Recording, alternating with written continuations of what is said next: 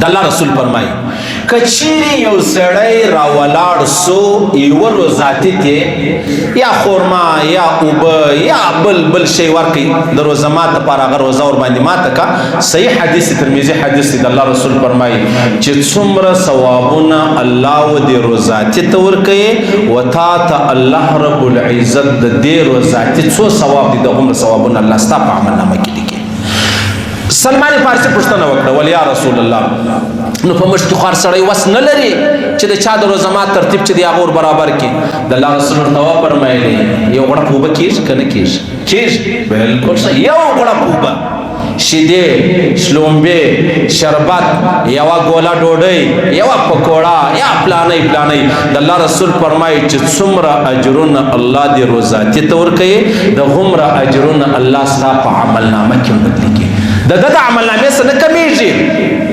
چې ته ماته ګلاس وبرکې زوم یا بیا زما د روزي ثوابونه خرابېږي یا لږیږي نظم ثوابونه اغمره دي او اغمره الله وتا ته پر دایو ګلاس او بو باندې درکې بیا حدیث کې راځي پیغمبر علی السلام مبارک فرمایي د الله رسول فرمایي وای چې کله تر ولاړ شي یو مؤمن ته مسلمان ته د روزه مات لپاره شی ورکې یو کجوره دی ورکړه خورما دی ورکړه یو ډوډۍ دی ورکړه نیمه ډوډۍ دی ورکړه دا الله رب العزت ستاسو د تیر سو ټول ګناه او مغفرت چې دی هغه جوړي دا یو بیا پیغمبر علیه الصلاۃ والسلام مبارک فرمایي کوم سړی چې وچاته روزه مات ورکې او هغه روزه ور باندې مات کې د الله رسول فرمایي دغه یو ګولا یا یو کجوره یا یو ګلاس وبا یا یو غړپ وبا د جهنم څخه د خلاصون سبب دی ستاسو لپاره ستاسو د مغفرت سبب دی ستاسو د جهنم څخه د خلاصون سبب دی او د الله رسول فرمایي کچا یو مسلمان روزاتي په خپل حلال ګولا باندې موړ کوي حلال ګولا د الله رسول فرمایي چې د روزه مات اور باندې وکي او دای مور سستا پر روزه مات د قیامت په ورځ به الله رب العزت زما له حوض کوثر سو وتا ته هغه بدر کې چې د جنت تر دروازې به بیا ته تندونه ویني یو مسلمان بل مسلمان ته روزه مات چې دی هغه تیار کی یو خود نامه د پاره دي دا زوم دی هغه لور د پلانې اخما خابه کوي نو خالد بیا خپل ګل در سکه دا نه د الله په خاطر د الله په خاطر کم ځای دی سم آسان تور دروشه د الله په خاطر چې مسافر وسیږي ګوره دغه لار باندې ولاړ مسافر دی مسافر څه کوي یار د کور راوتلی دی کور ته روان دی تر ولاړ شي باټلی شربت جوړ کړی دی تر ولاړ شي تا کجوري په لاس کې نیولې دي هغه روزه مات ور باندې وکړي د الله رسول فرمایي په خدای دې می قسم د قیامت په ورځ بل حوض کوثر وتا ته یو ګلاس وب ملاويږي او بیا به د جنت تر دروازې ته تندونه ویني د جنت تر دروازې اسپیټال را ورسي څومره مریضان دي الله اکبر استغفر الله یاره مشته چې یو مرد عبادت شوکیان خو درک نه راکې چې څنګه عبادت وکم ورسي یتیم خانه لره ورسي اسپیټال را ورسي په دې کې څومره مهاجر راغلي دي یو زنانه د خپل خاوند سره ورسره میډیکل لره هم ځغلا ټیسټول لره هم ځغلا ډاکټر لره هم ځغلا خاوند لره ډوډۍ پیدا کوا فلا اله الا الله محمد رسول الله په اشد قسم لزان درته وایم چې په شو په روزه کې عمره لره ولاړ سي په خدای په ذل جلال دې می قسم کې دومره اجرونه دي ورسه اسپیټال لره ورسه هر سره د خپل علاقې اسپیټال ورسي په دې کې خاص کر غریبان دي مجبور دي معذور دي مهاجر دي یو زنانه د کښنی بچي ور سره دي یو زنانه د کښنی بچي ور سره ده الله اکبر ابو الازماله څه خلک راغلیو ولمولوی صاحب یو سړی بیمار چې بیمار سو نو روان سو د قندار سره کراچي تلل چې تلل نو پر لارې باندې پولیس والا ونیول هب چوکۍ شاپه چې ونیول وچکله که پریشان سو چې روپۍ براکه روپۍ خو نه لرم بیمار یم یا نشي کېدلی ډاکټر صاحب ته ورواچو ډاکټر صاحب چې ورواچو وروره بویتي په جیل کې زنانه پاتې سو زنانه چغې وي نارې وي خیر بیا سړی ول زه پر پیټ سولم بیا مې مطلب علاوالو سره وکړي په افغانستان کې او د کم ځای ولا بیا مې راوست خپل کور لره بیا نو سړی ورک نو ورک درې زنانه په کور کې راته ناسته د مریض ورک نو دونه پسې وګرځېدم مې یو ځای پیدا کړ چې پیدا مې کوي په هسپتال کې ولو ناجوړو خانه یې خرابوله بس څو ورځې لا ورلم راتلم وراتلم پره بیا نور پرېښولمه بله چې ورلم ورور هغه حالت په هسپتال کې مړ اوس زه څه چم وکړمه اوس یې ماته په لاس نه راکوي زه یې ویسم افغانستان نه دا د جهنم اور له اسمان رالیږل دا بده خبره ده چې الله یې راواستوي پر موږ باندې یو مظلوم یو بیمار یوه زنانه یوه سیاسره ورسره ده موږ هېڅ هم نسو ویلی هېڅ زموږ خوله چې ده هغه سلایي ده هېڅ حق نه لري چې موږ ووایو ولې سبا دې وژني تا اندازه ولګوه چې ګر سره دا سړی چې کوم دا هندو و یا سیک و یهودي و نصراني و دا را روانو له خپل وطن او خپل کور والا یهودیه د نصرانیه د کافره د مشرکه ده او خپل خاوین بیا یې ډاکټر لره علاج ورباندې کوي او تا را وګرځول اوس ووایه څه چم کوي اوس ته ووایه ګر سره درته وایم دا انسان نه دی مسلمان نه دی انسان نه دی سپی دی سپی څه چم په کوي ته راواخېستې ورور هغه بیمار و موټر وهلی و پښه یې ماتوله او ته رالې ټکان دې ورباندې وکړ ستا څه فکر دی الله چې زه انسان کړی یم زه د انسانیت اختیار نه لرم سپی چې سپی کړی دی د سپیتوب اختیار نه لري نو لحاظه زه به په خپل انسانیت نه نازېږم سپی دې په خپل سپیتوب نه پریشانه کړي چې زه ولې سپی یم صحیح سلو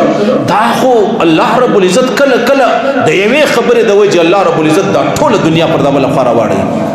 ولې به په یو کلي علاقه کې 100,000 کسان اوسېدل 5 کسان به خراب و ټوله به الله رب العزت تباه کړو دا سړی مال رالی مولوي صاحب بیا په ډېر روپۍ ورکړلې خواستۍ زارۍ ننواتې کاغذان جوړوه او څه کوه او بیا مې سړی راوایست بیا مې واستوي افغانستان ته زنانه مې ورسره واستوي تا اندازه ولګوه د دې زنانې د زړه د دې د سګلۍ د دې د ارمانو د دې د پریشانۍ د دې د غمو او د دې د امیدو ته په خپله ولګوه حساب ته په خپله د دې حساب ولګوه زموږ عجبه وطن دی الله دې پر موږ نه دروي الله دې دا زموږ وطن له برابر کړي زموږ وطن یعنی ما درته ویل دا زموږ وطن بیمار دی بیمار خو ډاکټرانو را تباه کړي ډاکټرانو د دې وطن ډاکټرانو را تباه کړي ځانو ته سیاسیان وایي یو ځوان هغه کډنی مسله یې سو د ګردو مسله یې سو بیا نو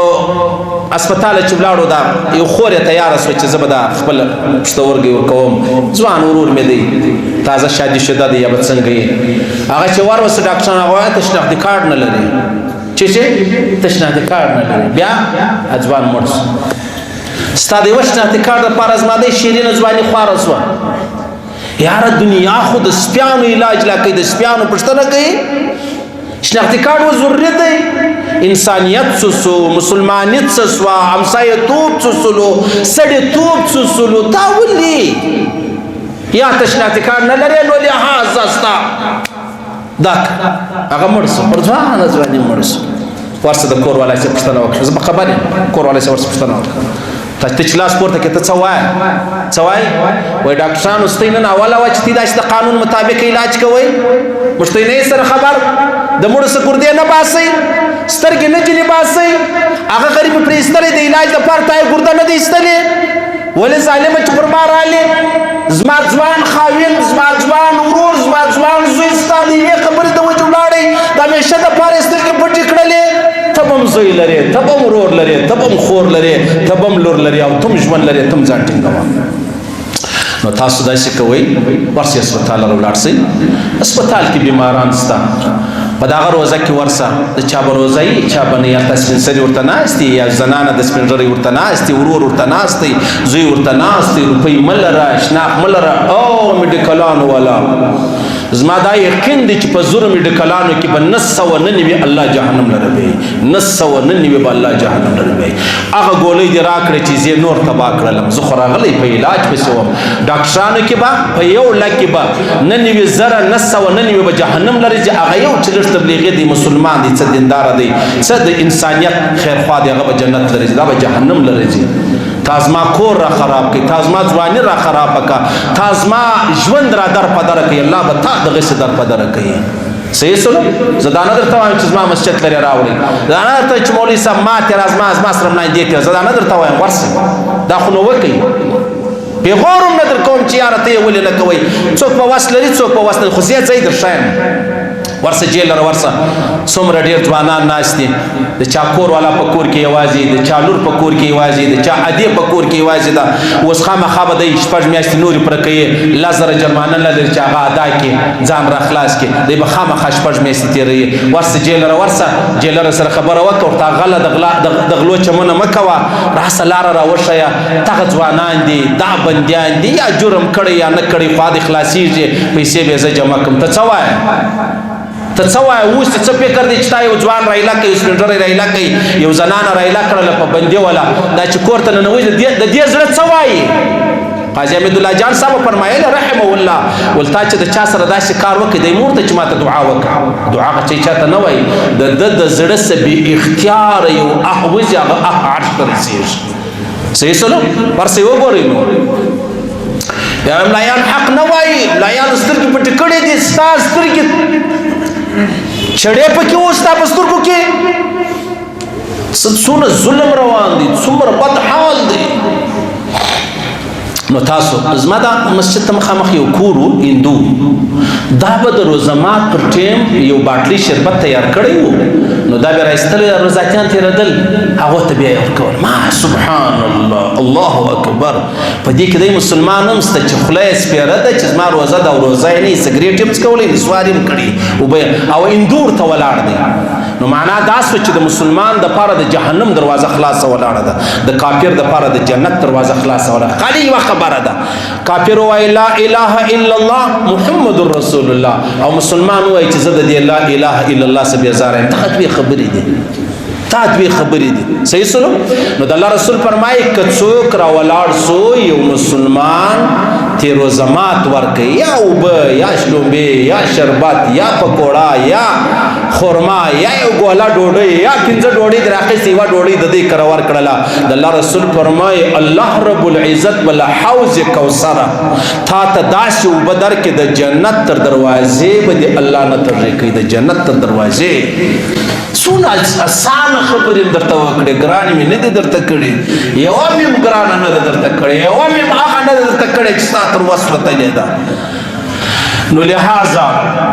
د الله رسول فرمایي چې تاسو څه کوئ تاسو د یو مسلمان ورور د روزمات تیاری کوئ او پر هغه تیاری ما درته ویل په لا اله الا الله ملایان به اختلاف را سره وکړي مجاهدینو تبلیغیانو صوفیان بیا را سره وکړي چې مولوي صاحب تا د کومې خوا رااخیستې ده ما د دې خوا رااخیستې ده اوس روزه ده په پښو روان سه د شب قدر په شپه باندې بیت الله شریف ته ورسېږي طواف شروع کړي په لا اله الا الله کې دومره اجر دی لکه ورسه ما یو سړی در وښوی ځوان دی بندي دی را خلاص یې کا ورسره یوه زنانه د خاوند یې ناجوړه دی علاج یې وکړه ګولۍ و دوا و اکسرې و لیبارټرۍ ترتیب یې ور برابر کړه تا ته چې عمره کوې دا ستا نفس هم د هغه وایي منم ثواب دی زه به کله دا وایم چې ثواب نه دی خو موږ ګورې نسبت ووایي نسبت دا معنا چې یو غریب خورول دا ډېر لوی اجر دی در دې چې زه 1000 رکاته نفل لمونځ وکړم په نفلو د الله څه کېږي زه چې 1000 رکاته نفل وکړم د الله څه به کېږي هېڅ نه کېږي او دلته چې زه یوه ډوډۍ غریب ته ورکړم د الله بنده په مورس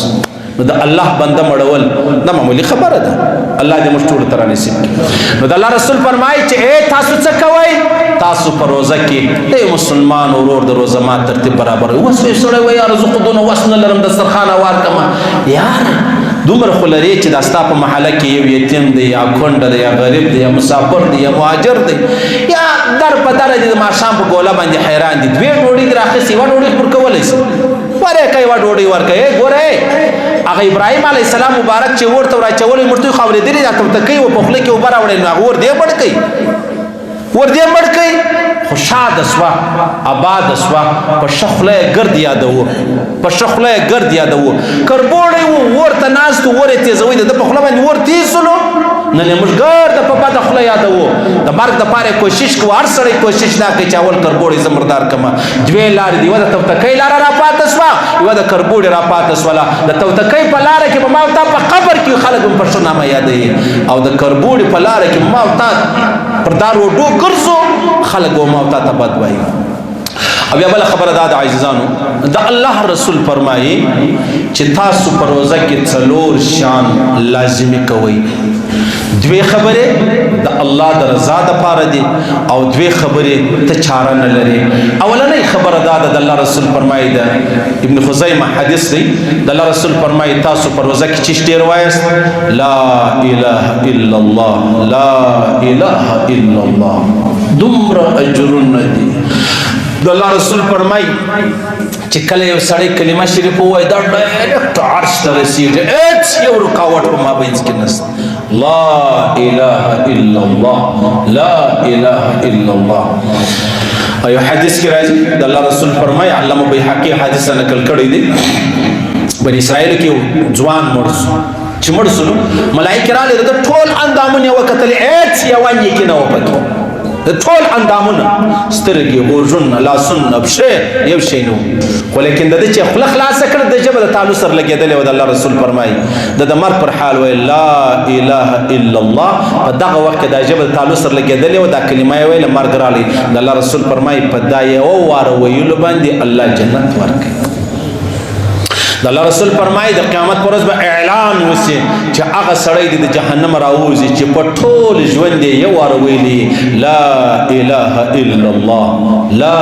اله الا الله. د الله رسول فرمایي د قیامت پر ورځ به اعلان وسي د الله له جانبه چې هغه سړی د جهنم راوځي چې په ټول ژوند یې یو واره د الله جل جلاله څخه بیرېدلی دی په ټول ژوند یو واره الله یاد کړی دی لا اله الا الله لا اله الا الله. د الله رسول فرمایي بهترین ذکر چې دی هغه لا اله الا الله دی بهترین ذکر کوئ د شپې لا اله الا الله لا او هغه دا په ګوته چې مې کړي دا دنده د مابین ځواب بس صحیح ده ان معنا دا د صدقې ودرې زه ذکر کوم دا خبره به وروسته راته وکړي ستا او د الله معامله د بنده ما په خبره وه زما او د الله معامله ده لا اله الا الله څومره ویلی سي هیڅ شک به دې کې نشته پر دې هیڅ څوک اختلاف نه لري چې تا ویل دومره واره لا اله الا الله ویل د الله اجازه د رسول اجازه د ټولو مسلکو اجازه ده هیڅ څوک اختلاف نه کوي چې تا دومره لا اله الا الله ویل صحیح ده لا اله الا الله. او حال دا دی که غسل لري که نه لري که اودس لري که نه لري که په مسجد کې که په بازار کې ماس په باتروم کې مه وایه په لیټرین کې مه وایه مردار ځای مه وایه مردار ځای مه وایه نور که ستا غسل یې که نه پروا نه لري لا اله الا الله لا اله الا الله. سل واره ته دا تسبیح اړی په آخر کې یو واره ورسره وایه محمد رسول الله لا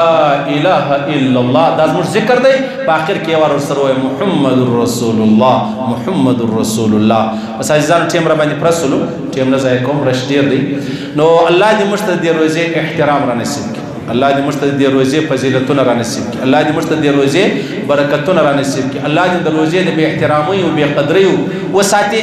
عزیزانو د چا په خبرو پسې مه ځئ چې تراویح سته که نه سته چا په خبرو پسې مه ځئ موږ ته خپلو اکابرو بزرگانو مشایخو علماو